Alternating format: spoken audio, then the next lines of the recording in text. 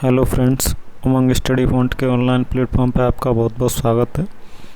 ये पैट का practice set है जिसमें महत्वपूर्ण 30 प्रश्न हैं। देखते हैं। निम्नलिखित में से किसको चैलकोलिथिक युग कहा जाता है? ए पुरापाषाण युग, बी नवपाषाण युग, सी ताम्रपाषाण युग, डी लौह युग। इसका सही आंसर होगा ताम्रपाषाण युग। ताम्रपाषाण युग को चैलकोलिथिक या कैलकोलिथिक युग कहा जाता है। अगला प्रश्न देखते हैं। हर्षचरित नामक पुस्तक किसने लिखी थी? ए आर्यभट्ट, बी बाणभट्ट, सी विष्णुगुप्त, डी परिमल गुप्त। तो इसका सही आंसर है हर्षचरित किसने लिखी थी? बाणभट्ट ने। बाणभट्ट द्वारा लिखी हुई हर्षचरित रचना है। अगला देखते हैं।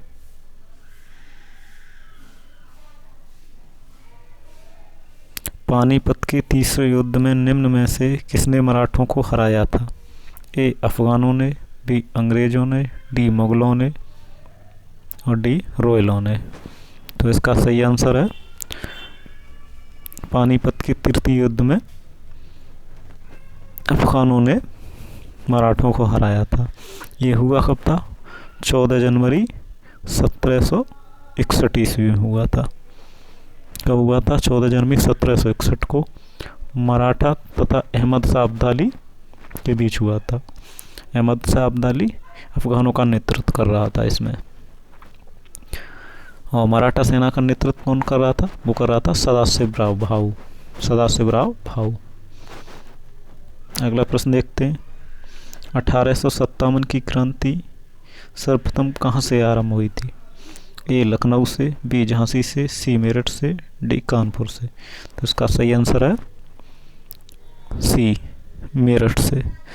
10 मई को मेरठ से प्रारंभ हुई थी ये क्रांति। इस्तमरारी बंदोबस्त किसने लागू किया था? ए बेलेजली ने, बी वारेन हेस्टिंग्स ने, सी लॉर्ड कॉर्नवालिस ने, डी लॉर्ड डफरिन ने। तो इसका सही आंसर क्या है? इसका सही आंसर है लॉर्ड कॉर्नवालिस ने। सी आंसर इसका सही आंसर है। ये कब लागू की थी? ये 1793 ईस्वी में। 1793 ईस्वी में इस्तमरारी, या इसे अन्य नामों से क्या जानते हैं? जमींदारी, जागीरदारी, मालगुजारी, अन्य नामों से भी जानते हैं। ये बंगाल, बिहार, उड़ीसा तथा उत्तर प्रदेश के वाराणसी में ये लागू थी। अगला प्रश्न देखते हैं। निम्न महापुरुषों में से कौन भारतीय जागृति का जनक कहलाता है? ए स्वामी विवेकानंद, बी राजा राममोहन राय, सी रविन्द्रनाथ टैगोर, डी दयानंद सरस्वती। तो इसका सही आंसर होगा बी राजा राममोहन राय। राजा राममोहन राय को अन्य किन नामों से और जानते हैं? भारतीय पुनर्जागरण का पिता, भारतीय राष्ट्रवाद का पैगंबर, अतीत और भविष्य की मध्य सेतु, भारतीय राष्ट्रवाद का जनक, आधुनिक भारत का पिता, प्रथम आधुनिक पुरुष, युगदूत, अन्य नामों से भी जानते हैं। अगला प्रश्न क्या है? महात्मा गांधी ने 1930 में सविनय अवज्ञा आंदोलन कहाँ से आरंभ किया था? तो ये कहाँ से आरंभ किया था? दांडी से।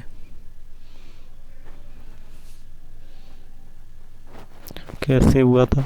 12 मार्च 1930 को साबरमती आश्रम से जो दांडी मार्च प्रारंभ की थी, जो 24 दिनों तक लगभग चली थी। 300 किलोमीटर की यात्रा तय करने के बाद में गांधी जी 24 दिन बाद 6 अप्रैल 1930 को ये दांडी पहुंचे थे। वहीं से इन्होंने सविनय अवज्ञा आंदोलन का प्रारंभ किया था। इतने 6 अप्रैल 1930 को गांधी जी दांडी पहुंचे थे। वहां से इन्होंने सविनय अवज्ञा आंदोलन का आरंभ किया था।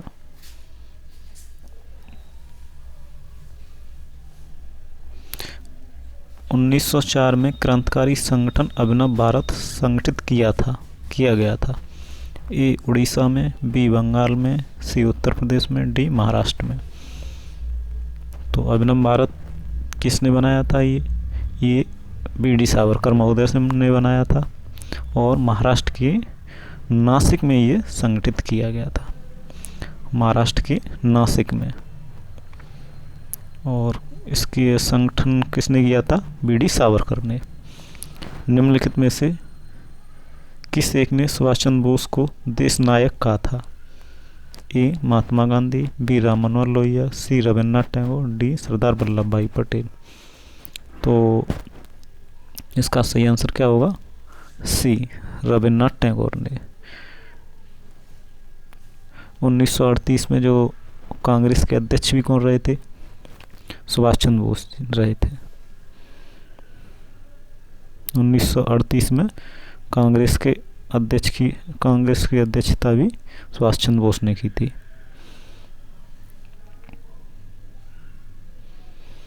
निम्नलिखित में से किस एक्ट के द्वारा भारत के गवर्नर जनरल का अध्यादेश जारी करने की शक्ति प्रदान की गई? Charter act 1833, Indian council act 1861, Indian council act 1892, Indian council act 1909। तो इसका सही आंसर हो जाएगा बी, इंडियन काउंसिल एक्ट 1861 द्वारा गवर्नर जनरल को अध्यादेश जारी करने की शक्ति प्रदान की गई थी। अगला प्रश्न है, विश्व का सबसे ऊंचा पर्वत शिखर कहाँ स्थित है? भारत में, तिब्बत में, नेपाल में, उपरोक्त में से कोई नहीं। तो विश्व का सबसे ऊंचा पर्वत शिखर है कौन सा? वो है माउंट एवरेस्ट। इसकी ऊंचाई कितनी है? 8,848.86 मीटर, जो है कहाँ? नेपाल में। इसका सही आंसर हो जाएगा सी। अगला प्रश्न देखते हैं, किस ग्रह के चारों ओर वलय हैं? किस ग्रह के चारों ओर वलय हैं? ए. पृथ्वी, बी. बुध, सी. मंगल, डी. शनि। इसका सही आंसर हो जाएगा शनि, डी। शनि ग्रह है, शनि ग्रह के चारों ओर वलय की एक पट्टी पाई जाती है। तमिलनाडु में जाड़ों के समय वर्षा क्यों होती है? ए. उत्तर पूर्वी मानसून से, बी. बंगाल की खाड़ी से उठे तूफान से, सी. दक्षिण पूर्वी मानसून से, और डी. इस दक्षिण पश्चिमी एशिया से, एशियाई मानसून से। तो इसका सही आंसर हो जाएगा उत्तर पूर्वी मानसून से, जो लौटते हुए मानसून भी कहा जाता है। और ये बंगाल की खाड़ी से आर्द्रता ग्रहण करता है और तमिलनाडु के तट पर वर्षा करता है।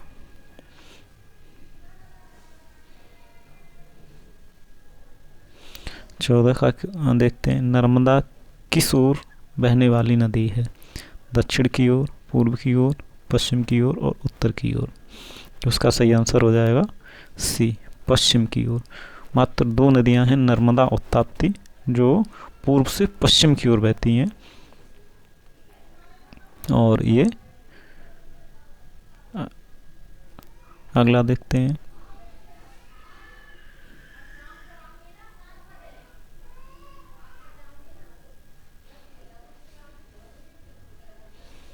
भारत वन स्थिति रिपोर्ट 2021 के अनुसार देश में कुल वनावरण क्षेत्र है। ए. 21.71%, बी. 22.72%, सी. 26.59%, डी. 19.51%। तो इसका सही आंसर क्या है? इसका सही आंसर है 21.71%।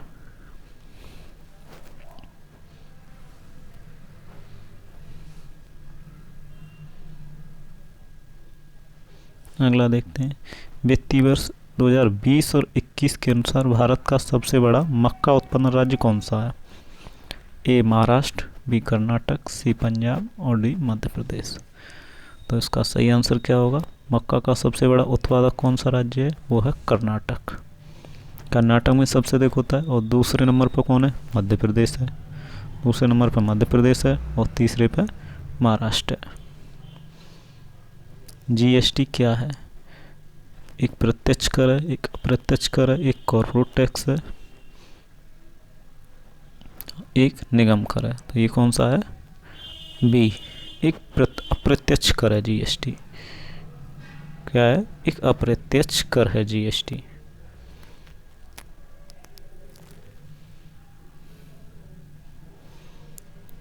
नीति आयोग के अध्यक्ष निम्नलिखित में से कौन है?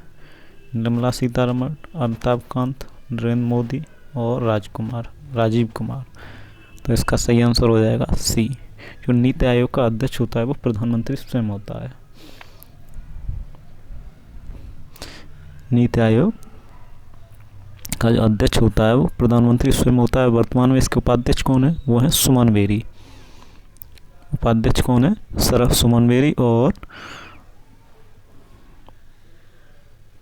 अगला देखते हैं, भारतीय रिजर्व बैंक का राष्ट्रीयकरण किस वर्ष हुआ था? 1939, 1949, 1959, 1969।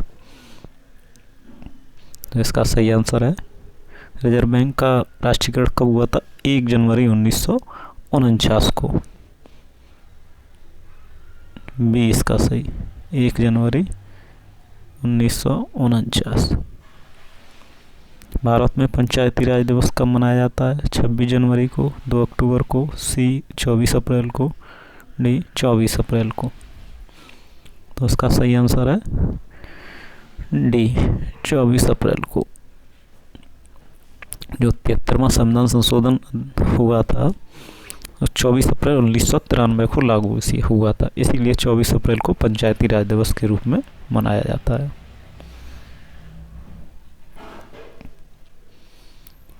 अगला देखते हैं, लोकसभा के अध्यक्ष को कैसे हटाया जा सकता है? ए, लोकसभा में उपस्थित सदस्यों के 2/3 बहुमत से पारित संकल्प द्वारा।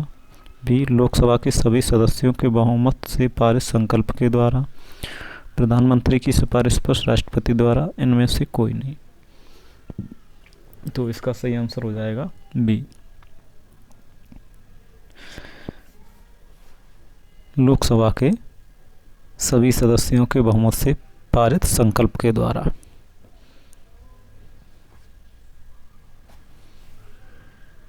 अगला प्रश्न देखते हैं, कुछ अनुच्छेद हैं जो मैचिंग करने हैं। अनुच्छेद 39A समान न्याय एवं निःशुल्क विधिक सहायता, 40 ग्राम पंचायतों का गठन और 44 समान नागरिक संहिता, 48 कार्यपालिका का न्यायपालिका से पृथक्करण। इसमें कौन सा सही सुमेलित नहीं है? तो ए सही सुमेलित है। 39A में समान न्याय एवं निःशुल्क विधिक सहायता दी हुई है। 40 ग्राम पंचायतों के गठन से संबंधित है। 44 भी समान नागरिक संहिता से संबंधित है। जो 48 है ये गलत है।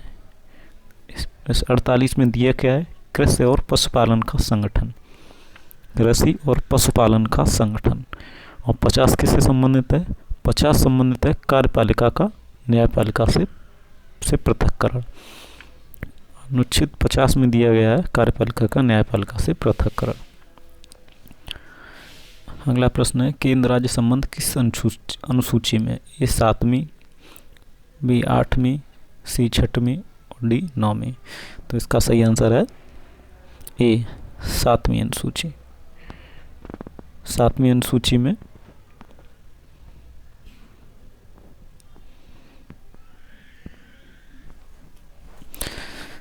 केंद्र और राज्यों के मध्य शक्तियों का विभाजन किया गया, जिसमें संघ सूची, राज्य सूची और समवर्ती सूची की व्यवस्था है। अगला प्रश्न है, लोकसभा का कोरम कुल सदस्य संख्या का कितना होता है? 1/3, बी 1/5, सी 1/11, डी 1/10। तो इसका सही आंसर है डी 1/10।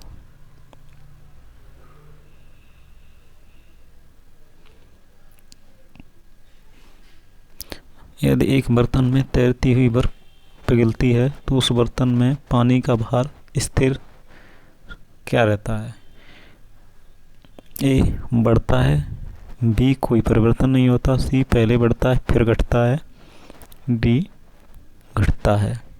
तो इसका सही आंसर हो जाएगा कोई परिवर्तन नहीं होता है, बी। 27वां देखते हैं प्रश्न, सोल्डर किन दो धातुओं से बना मिश्र धातु है? ए जिंक और सीसा, बी जिंक और तावा, सी जिंक और टिन और जस्ता, डी टिन और सीसा। तो इसका सही आंसर हो जाएगा डी टिन और सीसा। जो सोल्डर है वो टिन और सीसा से मिश्र धातु से बना हुआ है। रिक्त स्थान ऊष्मा का सबसे अच्छा चालक है? पारा, सीसा, चांदी, इनमें से कोई नहीं। इसका सही आंसर क्या हो जाएगा? चांदी, बी। चांदी ऊष्मा का सबसे अच्छा चालक होता है। चांदी के साथ साथ तांबा, ध्यान रखें, चांदी के साथ तांबा भी ऊष्मा का सबसे अच्छा चालक होता है, जबकि पारा और सीसा ऊष्मा के कुचालक होते हैं। पारा और सीसा ऊष्मा के कुचालक होते हैं। निम्नलिखित में से किसको कोशिका का सख्त ग्रह कहा जाता है? ए लवक, बी सूत्रकणिका, बी गोल्जिका, डी कोशिका भित्ति। तो इसका सही आंसर है सूत्रकणिका। जैसे सूत्रकणिका को माइटोकॉन्ड्रिया भी बोलते हैं, जैसे कोशिका का सख्त ग्रह कहते हैं। इसका आंसर बी सही है, सूत्रकणिका को माइटोकॉन्ड्रिया भी कहते हैं। अगला प्रश्न देखते हैं। स्कर्वी एक बीमारी है जो गंभीर और स्थायी कमी के कारण होती है। ए विटामिन के, विटामिन ए, विटामिन सी और विटामिन बी। तो इसका सही कौन सा है? स्कर्वी किसकी कमी के कारण होता है? विटामिन सी की कमी के कारण। इसका रासायनिक नाम क्या होता है विटामिन सी का? इसका होता है एस्कॉर्बिक अम्ल, जिससे मसूड़ों में सूजन, दांत का गिरना, रोगी का चेहरा पीला पड़ना जैसे कुछ लक्षण दिखाई देते हैं। Thank you friends. वीडियो अच्छा लगा हो तो शेयर कीजिए। अभी तक आपने चैनल को सब्सक्राइब नहीं किया है तो चैनल को सब्सक्राइब कीजिए। धन्यवाद। मिलते हैं नेक्स्ट वीडियो में।